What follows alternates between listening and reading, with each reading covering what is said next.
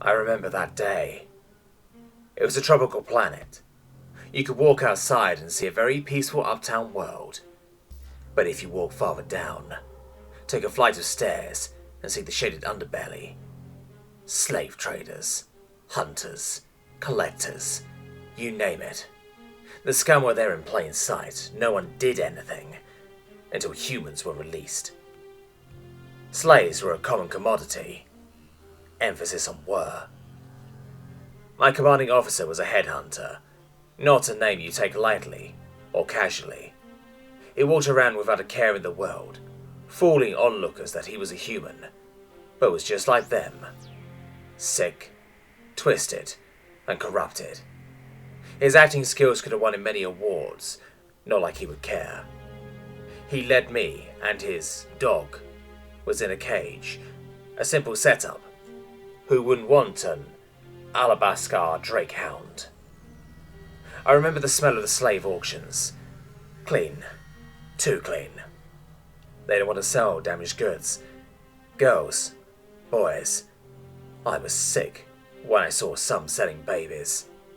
I could feel the disgusting leers the traders had as they inspected their purchases.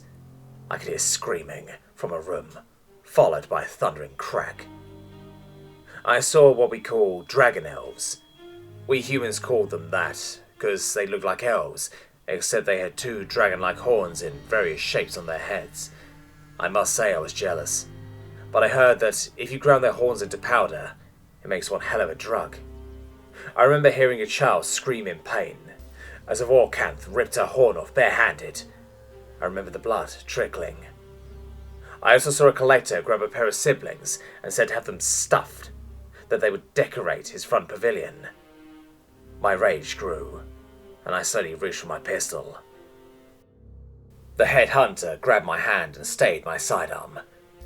"We can help them, but not now, not yet," he said with a cold grimace. I know that tone. The tone of a man who wanted to scream in rage and anger. We were led into a room where a sleazebag slug of a whatever they're called inspected the dog. He was impressed. It seemed like a war dog, judging by its battle scars. The head hunter wanted the highest bid, minimum of at least 20,000 credits. The sleazeball approved and put the cage and the dog in the middle of the square, with other rare pets, or should I say people. I saw people bid, throwing money like it's dirt just to get a chance with my friend's dog. He looked happy, knowing his dog was worth a high price. He wrapped his arm around my shoulder and whispered, 2 minutes till we start. I just got word.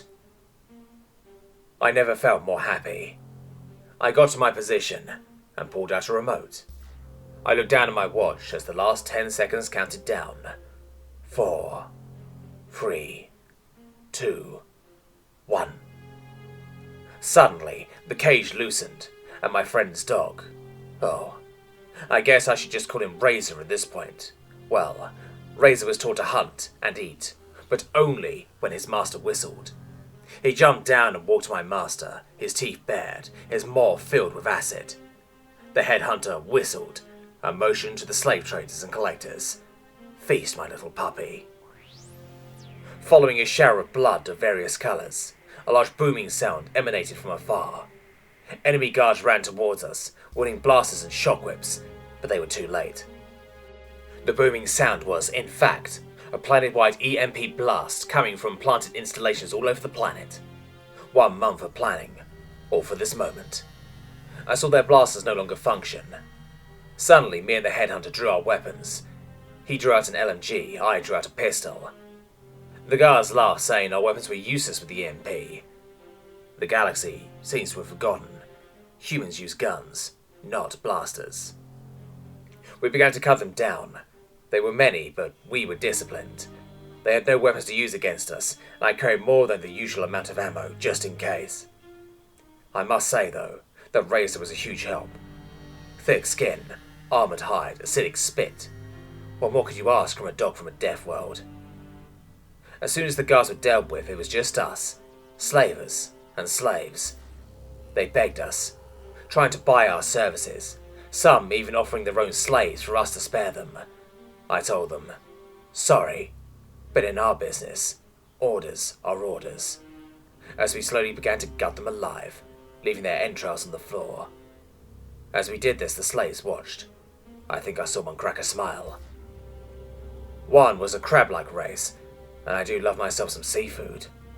So I walked on over and asked him some seafood questions. I told him we humans absolutely love crab meat. Me especially, growing up a fisherman. He looked towards me as I pulled out a knife. "You can't do that. It's illegal by galactic law." To which I replied, "Then explain why I saw you dining on a Varaxni hashling still growing out his egg mold just a few hours ago." I remember the delicious crack of his shell, his bubbled screams.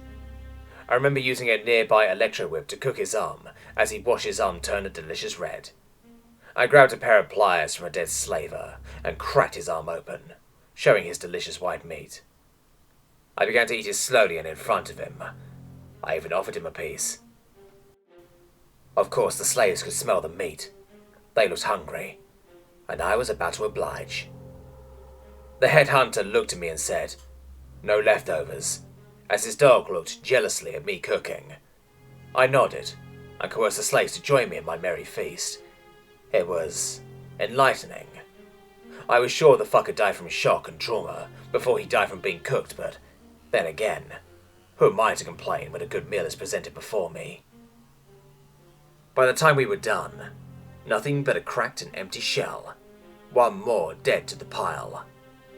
After that fine meal, we escorted the slaves to the public square. A human television crew landed and began reporting what happened in the undermarket. I chuckle to this day.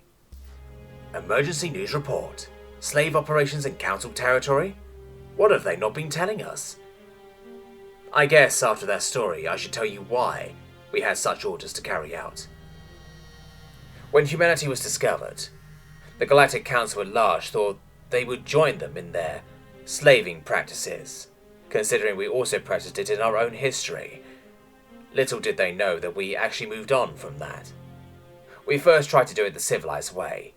We made it known that humans do not agree with the slave practices that the Council was conducting. We pressured a movement where every species deserves equal rights. The Council scoffed at us, saying, "We already live in a world where everyone gets equal treatment."